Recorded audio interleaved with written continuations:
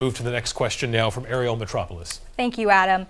After a recent Supreme Court decision, the City of Manchester enacted an outdoor camping ban in order to address the issue of homelessness in the city. Laconia is now considering doing the same.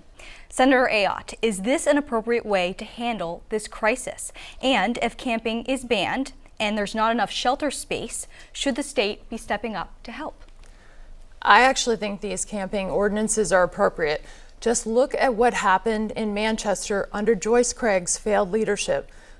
Massive homeless camps, people were walking down the streets, they saw urine, feces, needles, and so making sure that local law enforcement, local officials can, if appropriate, move homeless. But yes, this gets us back to the state should be a partner on issues like housing and federal funds that come in, but also making sure that the people, why are people homeless? There's underlying mental health issues, substance use disorders. So it can't just be about providing more homes and opportunities. It also has to be with making sure that we get the services to the people so that they can get out of that cycle of homelessness. Senator Morse, the same question to you. Do you think this is an appropriate response?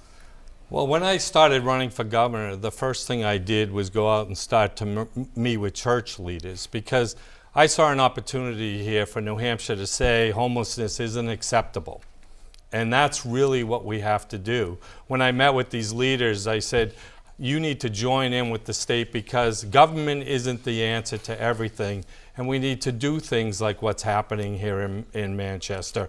It's a success story what he's doing right now, and making sure that the homeless actually have a place to go to is the part that I believe governors play a major role in. And when it comes to mental illness, I started the Republicans getting involved with mental illness and making sure that we solve the problems here in New Hampshire. We started that in 2016. There's a lot more to do, and that will help with the homelessness crisis, but it is not acceptable in New Hampshire.